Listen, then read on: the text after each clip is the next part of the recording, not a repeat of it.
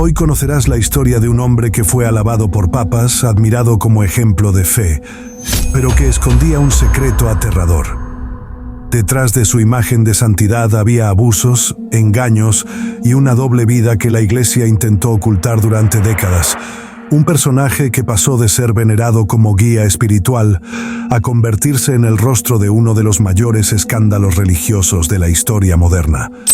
Durante más de medio siglo, las voces que lo denunciaban fueron silenciadas, pero la verdad, por más oculta que parezca, siempre encuentra el modo de salir a la luz. Y lo que se descubrió reveló un horror disfrazado de fe.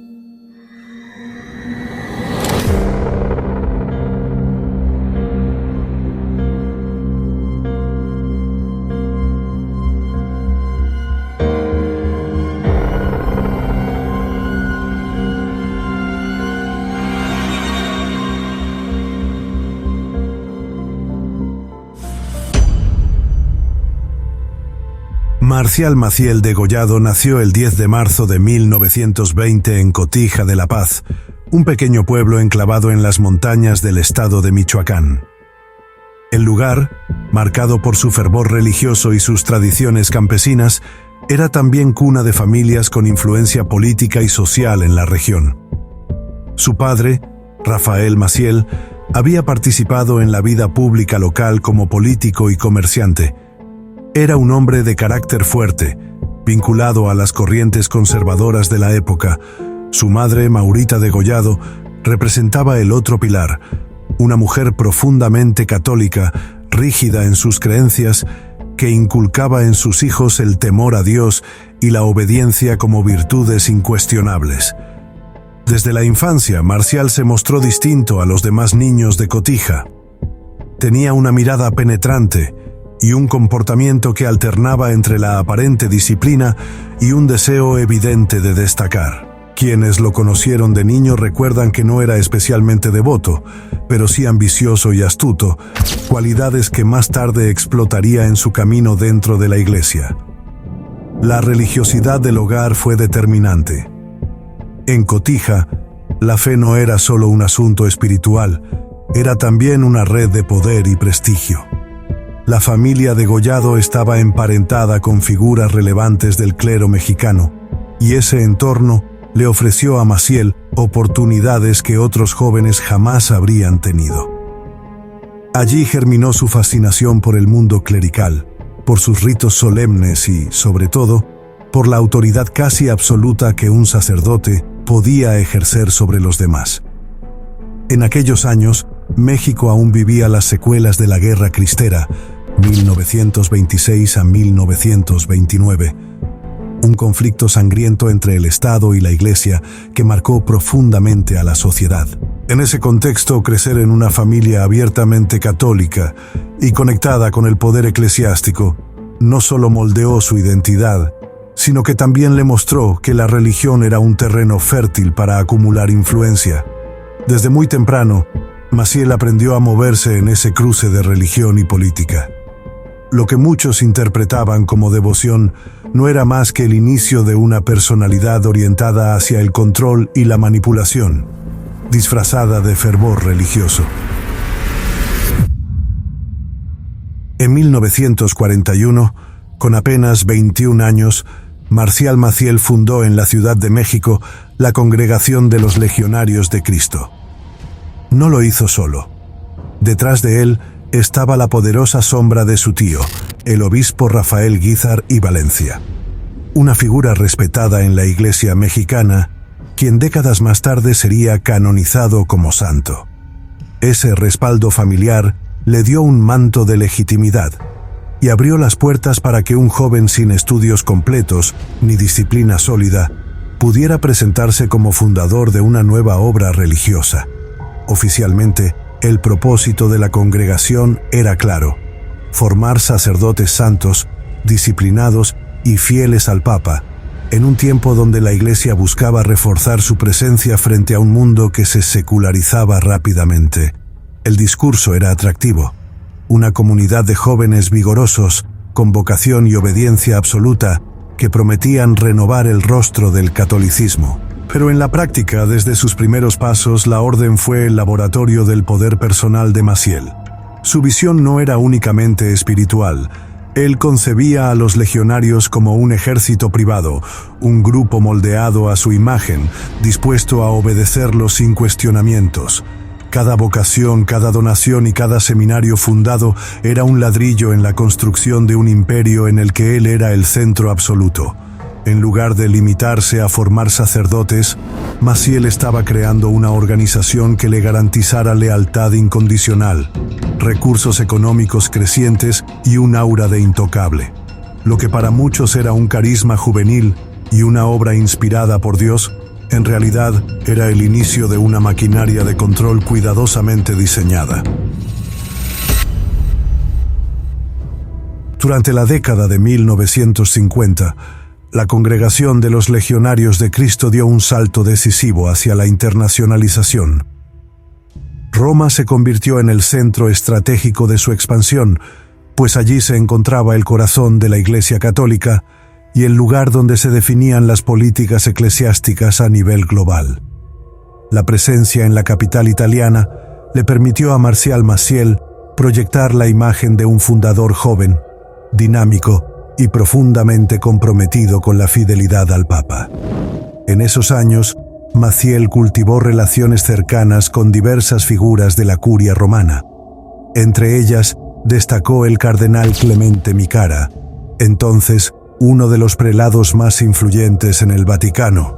La habilidad de Maciel para mostrarse como un líder obediente y entregado, sumada a su discurso de formar sacerdotes ejemplares y de élite, generó simpatías que lo blindaron de sospechas. La congregación, a ojos de muchos, parecía un proyecto renovador y prometedor en una época marcada por la necesidad de fortalecer la presencia de la Iglesia en el mundo moderno.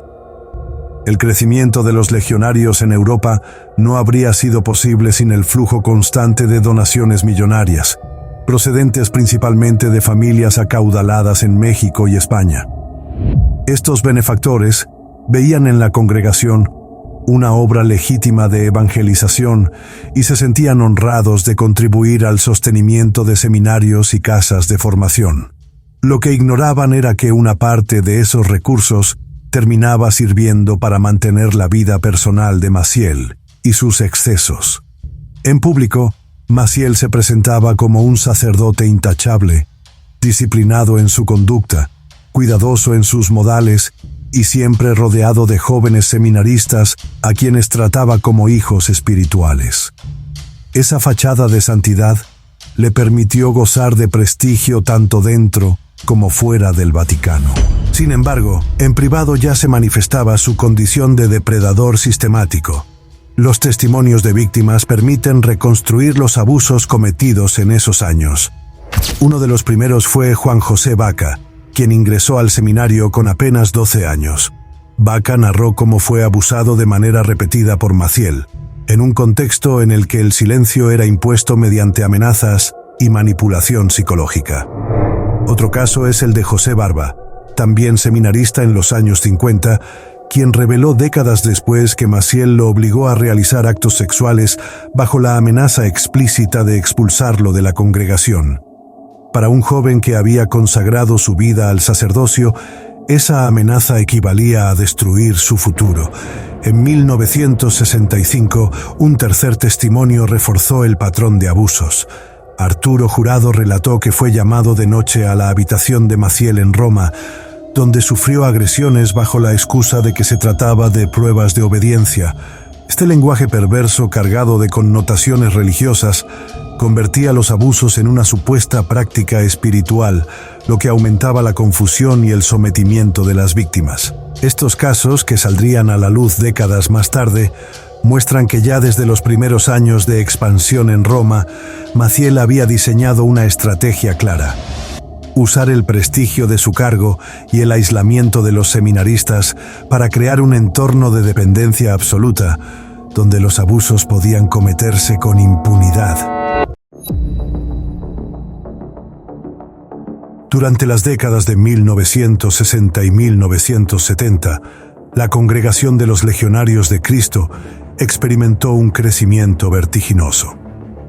En México, España e Italia se consolidó como una de las órdenes más dinámicas, con seminarios repletos de jóvenes y con una estructura disciplinada que la hacía atractiva para familias de tradición católica. La expansión fue tal que en pocos años la obra de Marcial Maciel se posicionó como un referente de renovación y compromiso con la ortodoxia católica.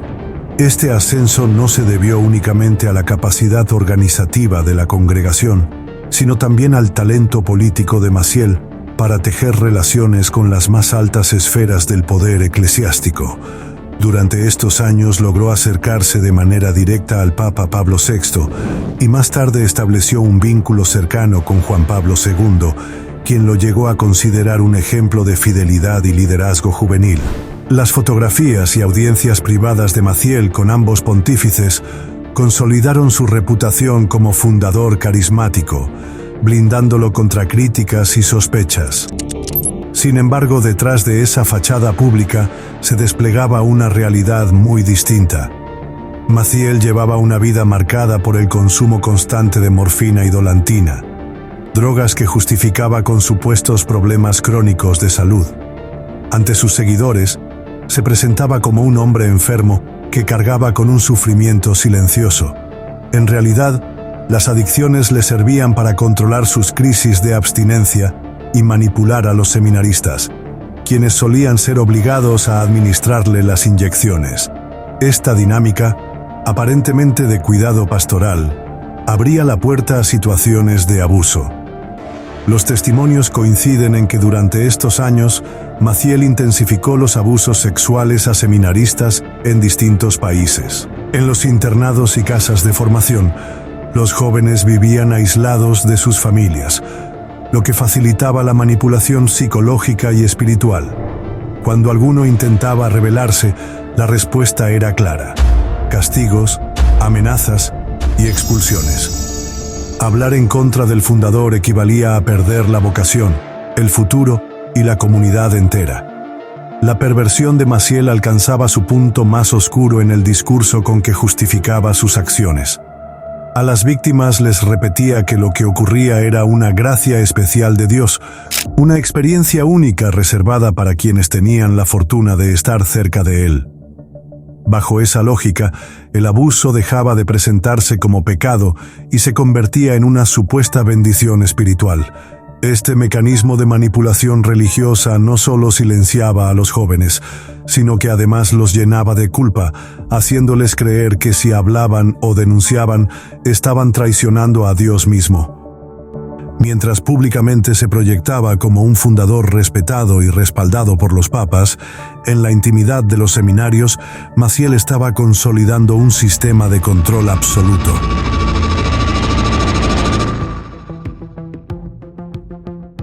Al mismo tiempo que consolidaba su poder dentro de la Iglesia, Marcial Maciel llevaba una vida doble. Durante las décadas de 1970 y 1980, sostuvo relaciones sentimentales con varias mujeres, ocultando siempre su verdadera identidad bajo nombres falsos y presentándose como empresario viudo o funcionario de paso. Con Norma Hilda Baños, a quien conoció en México en los años 70, tuvo 2 hijas a las que mantuvo en secreto, financiando su educación y manutención con recursos provenientes de los legionarios. Posteriormente, en 1982, inició otra relación con Josefina María, una mujer española con la que tuvo a su hijo Raúl González Lara. Décadas más tarde, Raúl reveló públicamente que su propio padre no solo lo maltrató de manera constante, sino que también intentó abusar sexualmente de él. Estas revelaciones confirmaron que Maciel no solo había engañado a la Iglesia y a la opinión pública, sino que había extendido su violencia y manipulación incluso a su propio núcleo familiar. El dolor que sembraba no se limitaba a los seminarios, también se infiltraba en las casas donde sus hijos crecieron entre secretos, abusos y mentiras.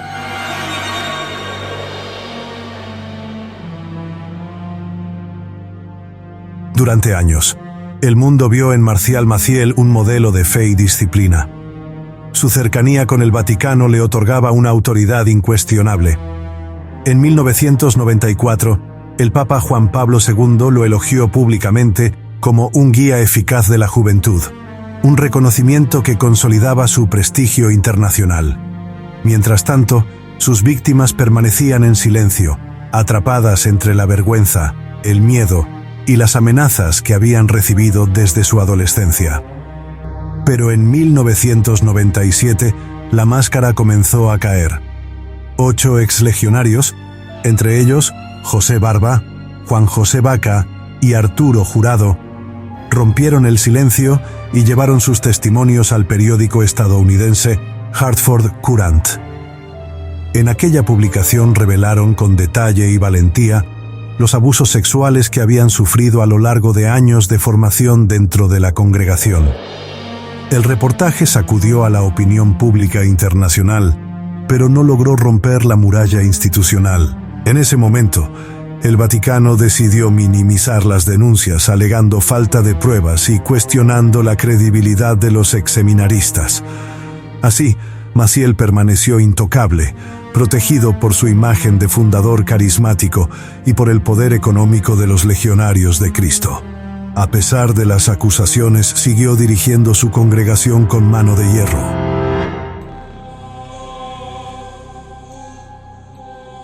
El 30 de enero de 2008, Marcial Maciel murió en Jacksonville, Florida, a los 87 años de edad. Su final contrastó radicalmente con la imagen de penitencia que el Vaticano había anunciado 2 años antes. Lejos de vivir una vida de retiro austero y de arrepentimiento, Maciel pasó sus últimos días en una residencia privada, acompañado por algunas de las mujeres e hijos que había mantenido ocultos durante décadas y rodeado de las comodidades que siempre lo acompañaron.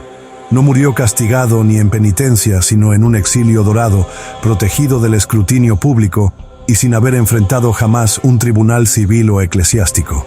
La Iglesia, consciente del peso del escándalo, no organizó funerales oficiales ni rindió homenajes públicos.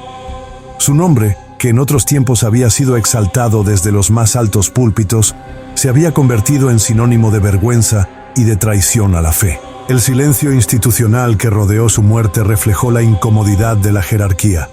Honrarlo era imposible, pero condenarlo abiertamente habría implicado reconocer el encubrimiento de décadas. Así, Maciel partió del mundo como había vivido, envuelto en secretos, contradicciones y sombras, dejando tras de sí un legado de dolor y desconfianza hacia la Iglesia.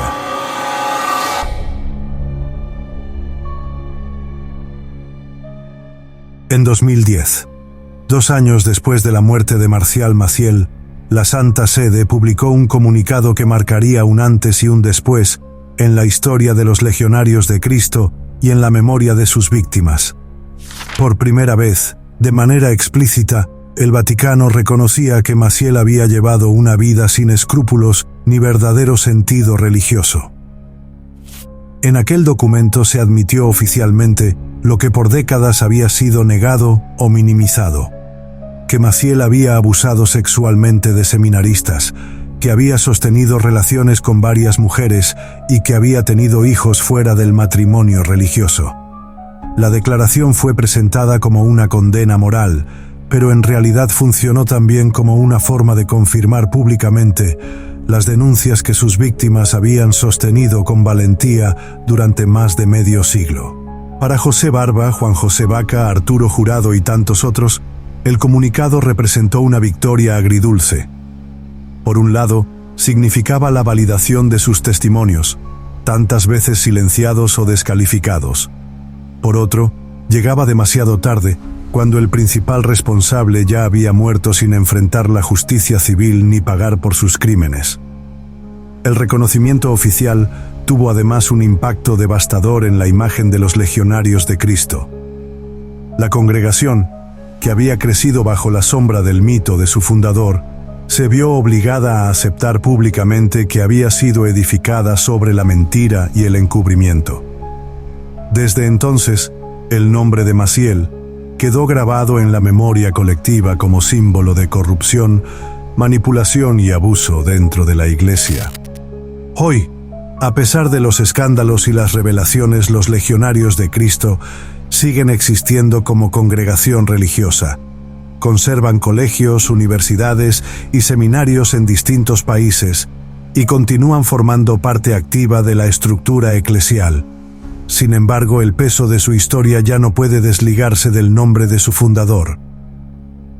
Marcial Maciel no es recordado como un líder espiritual ni como un reformador de la Iglesia, sino como uno de los criminales más oscuros que haya surgido de sus filas. Su vida quedó marcada por la contradicción entre la santidad aparente y la perversión oculta, entre la devoción pública y el abuso privado. Frente a esa figura caída, emergen con fuerza los nombres de sus víctimas. José Barba, Juan José Vaca, Arturo Jurado y Raúl González Lara no solo representan a quienes sufrieron directamente los abusos de Maciel, sino que se han convertido en testigos de un horror sistemático. Sus voces, que durante décadas fueron silenciadas, hoy constituyen el principal testimonio de resistencia frente a un sistema de encubrimiento que permitió al fundador actuar con total impunidad. El recuerdo de estas víctimas es también un recordatorio para la Iglesia y para la sociedad, que la fe no puede ser utilizada como máscara del abuso y que la verdad, aunque tarde, tiene la fuerza de derrumbar hasta al imperio más cuidadosamente construido sobre la mentira.